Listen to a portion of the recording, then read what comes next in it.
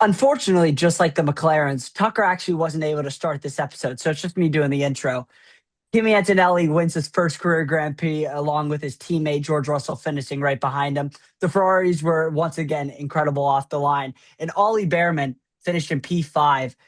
We got to stop having him as surprise points.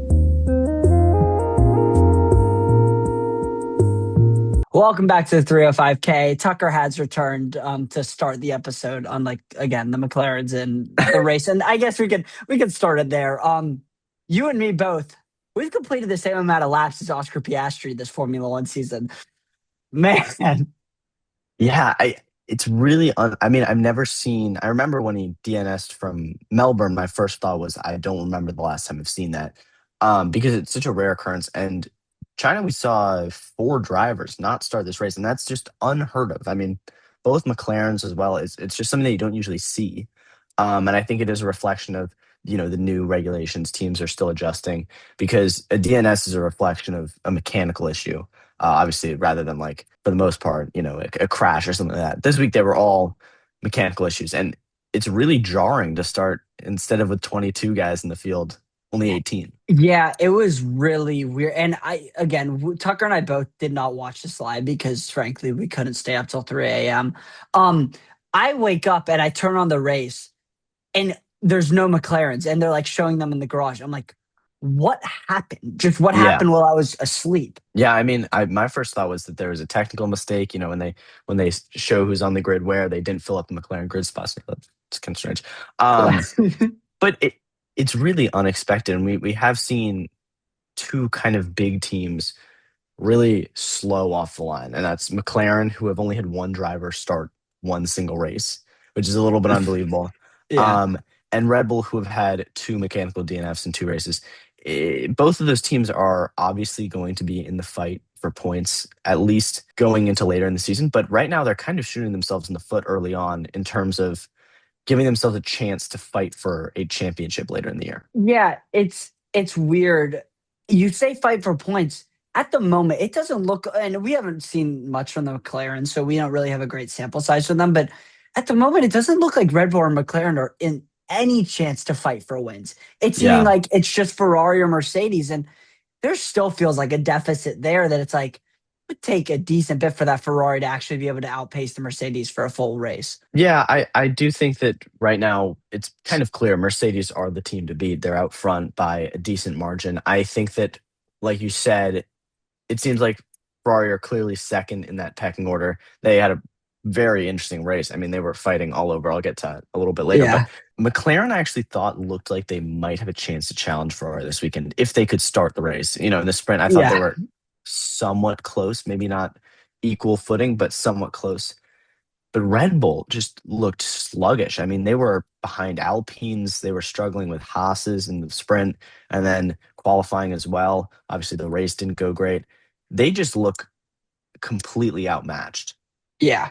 It's it's so weird seeing Max like just my almost miles below the top guys. It's like, when have we seen this version of Max Verstappen, if ever? I honestly want to like point to if ever, because even in Yeah, Toro Rosso, he finished with podium. Like, didn't he get a podium with them? Maybe not. I'm not actually sure. I mean, he didn't spend a lot of time with them, so he didn't have a Yeah, lot of time spent not yeah, fighting for championships. I think that the most striking thing to me is that there was no sign of any kind of exemplary pace in that car. There wasn't any point in the weekend where it looked like it was kind of going faster than we thought its pace was. Its pace was obviously, but sometimes you see a driver kind of bring it up during qualifying. Even something as simple as like ending P2, in Q1 where it doesn't fully matter, yeah. is a little bit encouraging. We just didn't see any of that. Like it didn't Nothing. it didn't look like there was anything there for Verstappen to drive, and then obviously his car blew up in the race. So um it's got to be frustrating for Max, and I think that It it definitely is. concerns a lot of fans because he might just retire if he's bored. That's what worries me the most, honestly. I think we're lucky he's doing the Nürburgring this year, because I think other than that, he'd be like losing his mind just trying to drive that car every Yeah, I mean single my week. my my first comment when I saw him going out of the race, I was like, oh, I bet he's gonna hop on the sim now because he obviously is more fun doing that than spending time in this kind Yeah. of boat of a Shit car that box. he's got. Yeah. Yeah. I do want to talk about his main competitors right now, which is Alpine and Haas, who both look relatively strong. I think that Yeah. um, obviously you can see it in the results. Ollie Behrman finishing P5 is an incredible achievement for him. Gasly P6 as well. Uh, I think that could build up as a really, really interesting midfield fight between two sides that are kind of living off the engine providers that they have. It was interesting to me at the beginning of the year, especially during testing. We kind of pointed out that Alpine and Haas were looking better than most, and it's testing. You really don't almost expect Yeah. much, or you don't know what's going to come to fruition. But they both are easily in the fight for P5 because Williams just feels behind. Aston is Aston. Um, Yeah. Red, they might be going for P4 if the Red Bull keeps up, which that seems like a Yeah. stretch, and I don't Well, actually think it's going to happen. I don't think that yeah, I think what we saw from Red Bull this week is probably the lower end of their performance just because, Melbourne they looked kind of there. I think Hadjar was in the fight Yeah, before his DNF. Max was kind of working his way through the field. I get the sense that they're not as far behind as they horrible. were in China. I think that that's going to vary track to track. China's a strange track. We were Um, mentioning that a million times. Yeah, so I think that we'll see that kind of oscillate back up. What I will say is Sir Lewis Hamilton does love this track, and he it had was quite a that weekend, in my opinion. fantastic. Yeah, it was absolutely fantastic. He didn't win the sprint, did he? He got like what P? No, he was P2, I believe. Okay, yeah. Either The either Ferraris were way, 2 and 3 on the podium in the sprint, and then obviously 3 and 4 in the race. Lewis getting his first podium for Ferrari in a full race. yeah, I really am encouraged by this Ferrari team. And yeah. part of it is obviously the fact that it's 3 and 4, 3 and 4, back to back weeks. I'm not upset about the fact that they're sitting behind the Mercedes. What I'm really happy about is just the team dynamic. And I'll throw it over to you in a second, but there was so much battling between the two of them. There was so much racing that was just pristine, clean, really just spectacular racing. And what Yeah, I thought yeah, was really important was the fact that these two guys are so on top of their game that they're having these battles. And it just, as a Ferrari fan, with signs, I was kind of always concerned. With these two, it seems to me, and I might eat these words in about a week, but it looked like they were always in control of the car. It looked like it was just two guys out there safely racing. It didn't look yeah. dangerous to me. Yeah, I think that's always the worry with teammates is just that there's going to be a crash, and it feels like it could be destined to happen. It's Formula One. This like sort of thing seems to happen a lot, but Yeah. it was very enjoyable, and I think that's one thing that I am enjoying with the new regulations is it does feel like we are getting better battles. I don't know, like Yeah. I There's don't know. definitely more overtaking, and a little bit of this is this kind of yo-yo racing where, down the back straight, one person dumps their Yeah, battery, gets a lot more pace, and is able to get by, and then they come down onto the pit straight, and the other guy now has the opportunity to dump his battery and get by. So it's a little bit of a cat and mouse game. It's a little bit yeah. uninteresting to see battery dumping, but I do think it's good to see moves, and I think that Ferrari battle is one that Oh, F1 is going to it's plaster spectacular. all over I, their I social medias to advertise the sport. Yeah, absolutely. I think after the first day, Leclerc was like kind of complaining a bit. I was like, really? Like, this is good racing. You guys are hard. Yeah, Like, like this on the is good, radio, hard I think. racing. And then the second day, they were both like, this is great racing. Like, this is enjoyable. And I think that's important. That they're Yeah. both enjoying it. They're not like, oh, why is my teammate battling me? It's like, almost Yeah, we're I having that was that was fun. that was actually really the thing that stuck out to me. And I'm glad you touched on it. Is the fact that they both came out of it and kind of said in social media posts, but in interviews as well, like that was an unbelievable fight. It was fun to do. You forget these guys, grew up on racing. Um, Racing carts these are for two like, guys, like I said, on the top of their game.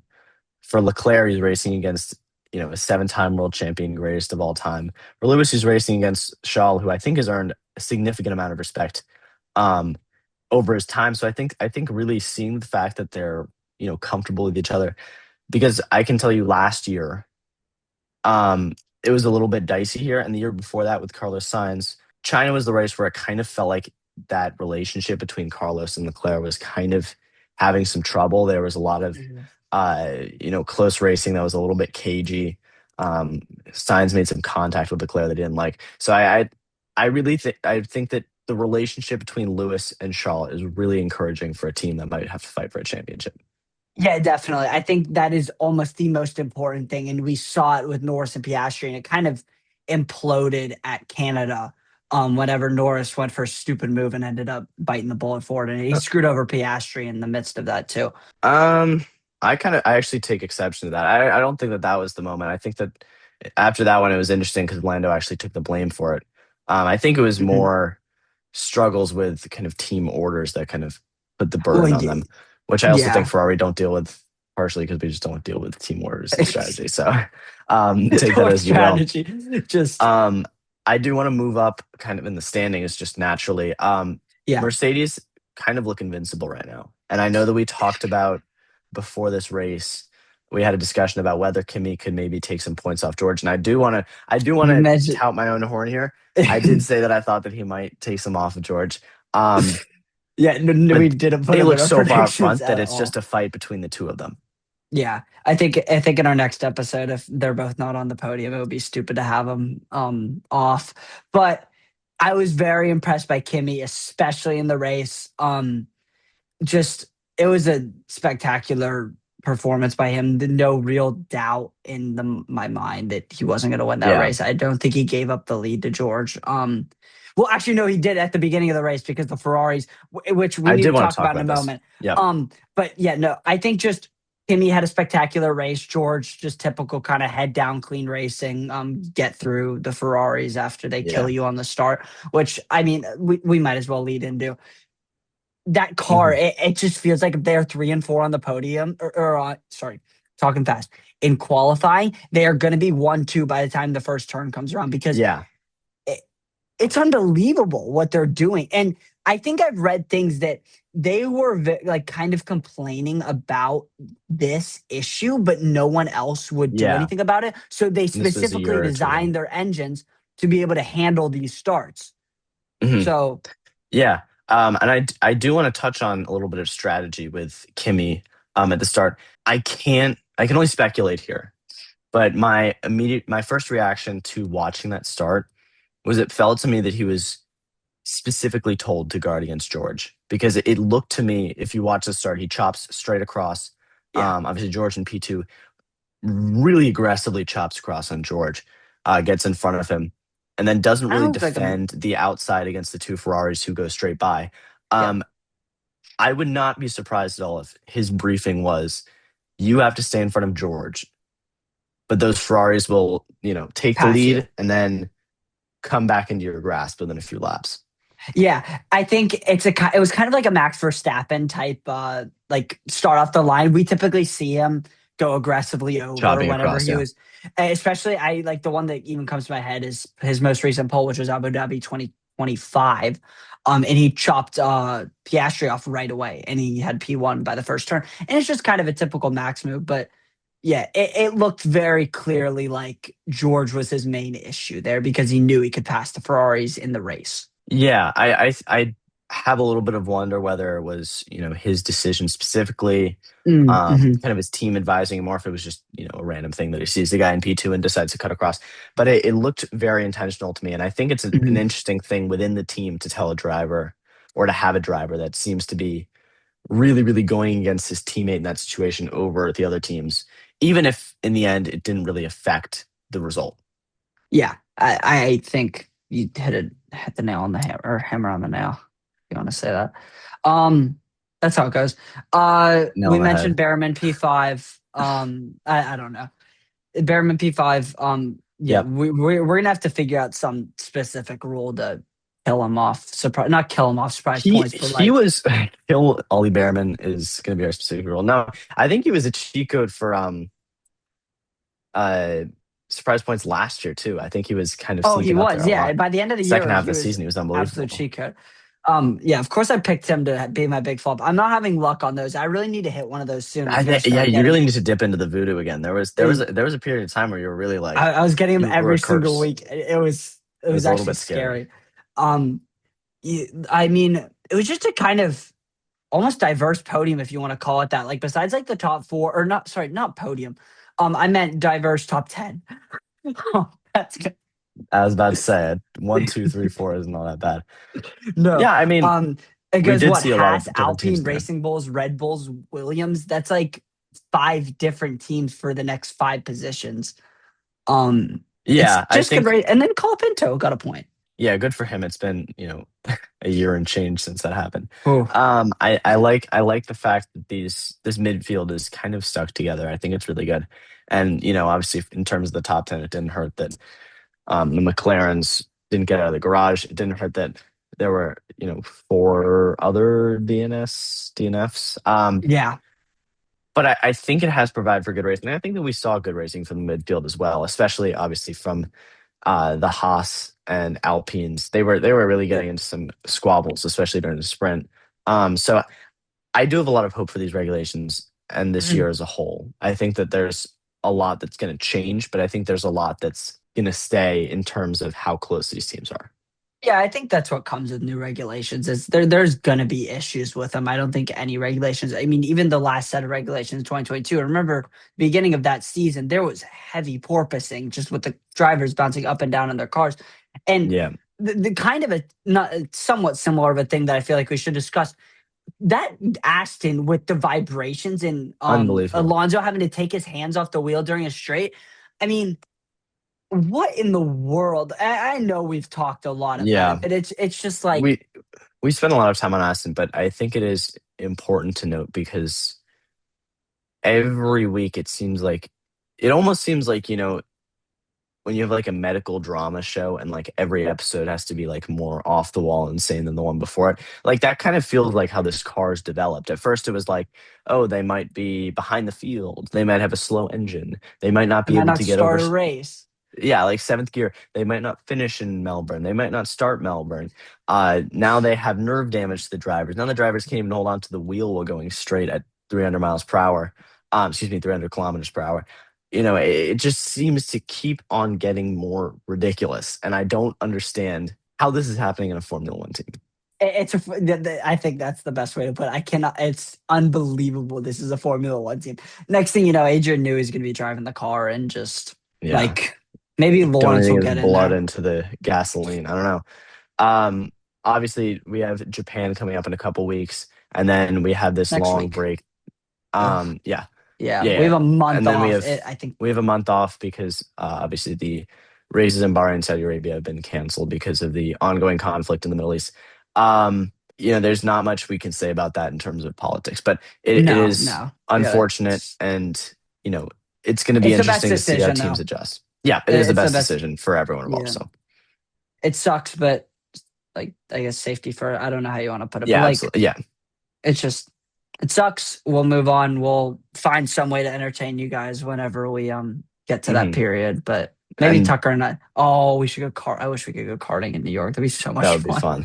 fun. Tucker and I are Um, gonna see each other this week, so maybe we'll have some content. We'll record something, mhm. and maybe we can drop it then, or so. I don't know. We'll figure it out. Yeah, we'll figure Food something out. reviews with the 305K. That should be fun. 305 calories. So thank you guys for watching. Japan's coming up soon, and we'll get some more racing then. Thank you for watching. If worst case scenario was a start, Aston Martin would have done worse than that. They have had just the worst start we've almost ever seen in Formula One. And I'm recording a solo episode because it's Thursday night right now. And this morning, Adrian Newey stepped down from his role of team principal to take a more technical role to work on that side of the car now. And in comes Jonathan Wheatley, the team principal of Audi, from a rival team that has been on the rise. I mean, we've mentioned it in the podcast, but like Audi's been a good team and have had better results as of late. They're not a top contender, and I don't think they've reached Haas or Alpine level at the moment, but they haven't been a horrible team. And their team principal is just going to leave to go to Aston Martin. And obviously, Aston Martin has resources like Lawrence Stroll. But Aston Martin are just in a world of nowhere, if you want to call it that. They are so far back, and it just seems like that car is so far off everything. No matter even if Newey takes this role, it's just a shocking turn of events and not one that I expected to see. And Tucker's not here, but nor he expected to see. So we'll see how this plays out, and I'm sure we'll discuss it in our next episode. But big change in Formula One. Newey takes a lesser role, and in comes Jonathan